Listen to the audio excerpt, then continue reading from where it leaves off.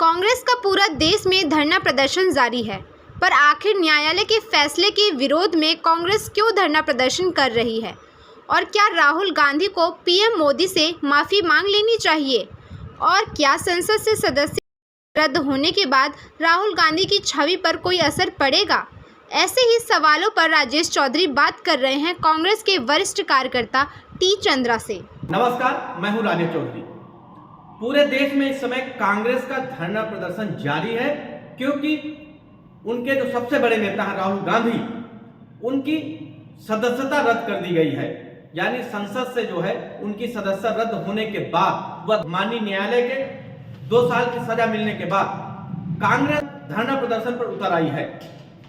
पूरे देश में कांग्रेस का धरना प्रदर्शन अविरत जारी है और वो मांग कर रहे हैं कि जो सदस्यता रद्द की गई है उसको बहाल किया जाए। इसके साथ ही कांग्रेस को एक मौका मिल गया है प्रधानमंत्री नरेंद्र मोदी पर हमला करने का। आखिर कांग्रेस इतनी उग्र क्यों है जब माननीय न्यायालय ने राहुल गांधी को सजा सुनाई?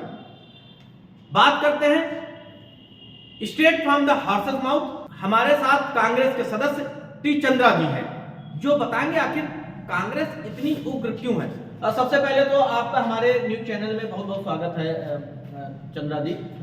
आप ये बताइए कि आखिर जो आपके राहुल गांधी हैं जी, इनको सजा मिली, इन्होंने अशब्द कहे प्रधानमंत्री नरेंद्र मोदी को सजा मिली, फिर इतना धरना प्रदर्शन क्यों? ये धरना प्रदर्शन इसलिए हो रहा है कि सबसे पहले तो ये बता दूं कि राजनीति में इस तरह के वाक्य कभी न कभी कोई न कोई पार्टी के पदाधिकारी बोलते रहते हैं। ऐसा आज तक कोई वर्डिक्ट किसी के खिलाफ नहीं आया, और इस वर्डिक्ट में सबसे परेशानी वाली बात यह है कि सिर्फ 2 साल में पूरी सजा है जी, और पूरी की पूरी न्यायालय ने वो सजा दे दी जी, जो कि ऐसा नहीं होता। ज़्यादातर अधिकतर ये होता है कि यदि कुछ ऐसा हुआ है, तो वैसे तो ऐसा हुआ नहीं, क्योंकि उन्होंने जो बात कही वो जो मोदी, जो मेहुल चौकसी और जो इस तरह के लोग जो भगे पैसा लेकर भारत से जी, ये उनके बारे में बात कही राहुल गांधी ने स्पष्ट तौर से। उन्होंने कभी भी पूरे मोदी समुदाय को लेकर कभी कोई बात नहीं कही, और जिसमें जो लोग पार्टी हैं उनका नाम लेकर भी कभी कोई ऐसी बात नहीं कही जिससे उनका अपमान। आप कहने का मतलब है जैसे नीरव मोदी भग गए। हाँ, उन्होंने विशेष व्यक्तियों को कहा, हाँ, ना कि जाति को। नहीं, कुछ नहीं। उन्होंने कहा जो पैसा लेकर भगे उनका, जो अभी जो शेल कंपनियां पकड़ी गई जो मॉरिशस में, उनसे 20,000 करोड़ रुपया जो भारत की कंपनियों को मिला, उन कंपनियों को राहुल गांधी जानना चाहते हो 20,000 करोड़ किसका था और किसको मिला।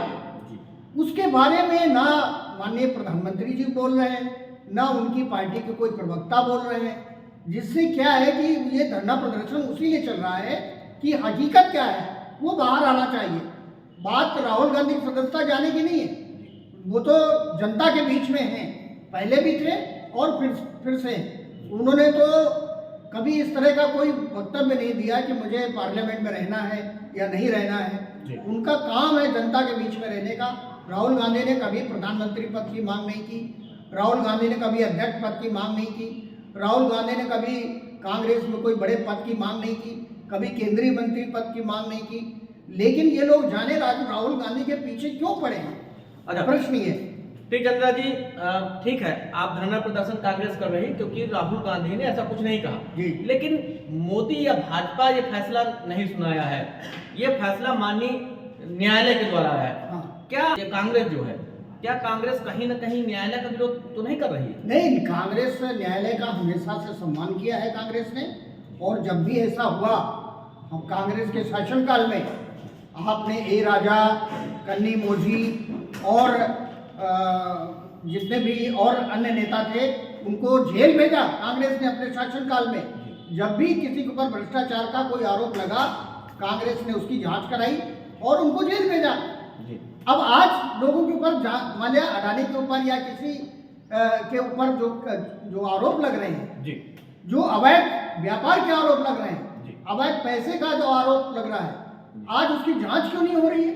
या जांच कराने की बात क्यों नहीं की जा रही सत्ता पक्ष द्वारा? जी समझे? तो ये जो ईडी का और जो सीबीआई का जो दुरुपयोग हो रहा है, कांग्रेस उसको लेकर धरना प्रदर्शन कर रही है। अच्छा, क्या आप ये मानते हैं कि कांग्रेस के पास अभी विकल्प खुले हैं, वो अपील कर सकते हैं, अगली जो ऊपरी अदालत है वहां पे अपील कर सकते हैं, अपील न करके धरना प्रदर्शन, फिर वही बात आ गई, अपील करिए। धरना प्रदर्शन में जाने का एक ही लक्ष्य है कि जनता के बीच में जाना है हमें, और वो ऊपर के लिए भी नहीं अपील कर रही है। कांग्रेस सुप्रीम कोर्ट पहुंच चुकी है, कांग्रेस हाई कोर्ट पहुंच चुकी है, वहाँ हमारे जो सदस्य हैं ग्रुप के, जो लीगल एडवाइजर हैं, वो उसका अध्ययन कर रहे हैं केस का, और वो पूरी तौर से उस पर लगे हुए हैं, और हम न्यायालय का सहारा लेंगे।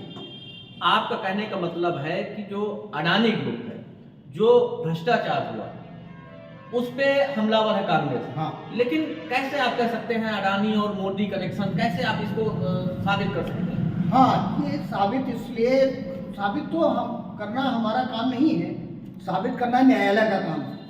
लेकिन क्या है कि न्यायालय में जाने के बाद में यदि कोई जांच होती है तो इनका कनेक्शन अपने आप सामने आ जाएगा। जो हमारे राहुल गांधी जी हैं, उनका बस एक ही मानना है कि ये कनेक्शन जो 20,000 करोड़ का जो गबन हुआ है, जो देश का पैसा बाहर गया है और शेल कंपनियों में लगा है, मॉरिशस की और बहुत सी ऐसे टैक्स हेवन देश हैं जहाँ शेल कंपनियाँ खोली गई, फिर वहाँ से वापस पैसा कंपनियों में आया और शेयर के प्राइस बढ़ाए गए यहाँ की कंपनियों के। तो उसका कनेक्शन वो जानना चाहते हैं, हमारी पार्टी जानना चाहती है कि ये कनेक्शन क्या है। अच्छा, टी चंद्रा जी, आपने जो बात उठाई कि अडानी की, जब से राहुल गांधी जी को ये सदस्यता रद्द हुई है, एक कांग्रेस की लांबी जो है सोशल मीडिया पर प्रधानमंत्री जी के वो वीडियोस काफी फॉरवर्ड हो रहे हैं जिसमें प्रधानमंत्री जी ने विदेश में जाकर के कोई बात कही। क्या प्रधानमंत्री के ऊपर ये हमला नहीं है? आपको क्या लगता है कि प्रधानमंत्री पद इतना गरिमामय है और प्रधानमंत्री ने मान लीजिए कभी विदेश में कुछ कहा तो बात तो देश में होनी चाहिए ना? राहुल गांधी ने भी ब्रिटेन में कहा, आप उसको तुलनात्मक कैसे कर सकते हैं? राहुल गांधी विपक्ष के नेता हैं जी, और विपक्ष के नेता ऐसा नहीं है कि पहली बार विदेश गए। विपक्ष के नेता हमेशा से विदेश जाते रहे हैं, यहाँ तक कि अटल बिहारी वाजपेयी थे, उनको इंदिरा जी ने विदेश भेजा था अपने डेलीगेशन में। जी।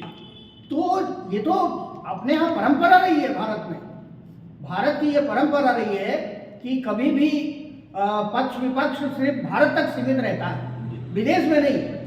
राजीव जी ने अटल बिहारी वाजपेयी को विदेश भेजा, उन्होंने, क्योंकि भरोसा किया उन्होंने। आज विपक्ष में भरोसा नहीं है, तो जब विपक्ष में भरोसा नहीं है तो जाहिर सी बात है कि कोई आदमी अच्छा विदेश में, जहां राहुल गांधी गए हैं वहां उन्होंने डिबेट में कहा, डिबेट में उनसे सवाल पूछे गए, सवाल का उत्तर देना एक नेता का कर्तव्य होता है। राहुल गांधी आज भारत के विपक्ष के प्रमुख नेता हैं, तो उनको जवाब देना यह उनका कर्तव्य था। उन्होंने जवाब दिया और जवाब देने से इन लोगों को उसको लग रहा है कि उनके ऊपर आघात हो रहा है, ये लग रहा है कि उनके खिलाफ हो रहा है या उनके खिलाफ कोई साजिश हो रही है। अरे हम तो देश से ये मांग कर रहे हैं कि आप जो भी पैसा देश से बाहर ले गए हैं लोग, चाहे नीरव मोदी हो, चाहे वो विजय माल्या हो, तो वो पैसा भारत में या तो पैसा है या अपराधियों को पकड़ के लाया जाए या उनका कनेक्शन ढूंढा जाए। आज उनके ऊपर कोई बात ना हो के ये तो डाइवर्ट करने का मुद्दा पैदा हो गया है। ये राहुल के बहाने ये जो सत्ता पक्ष है वो डाइवर्ट कर रहा मुद्दे को।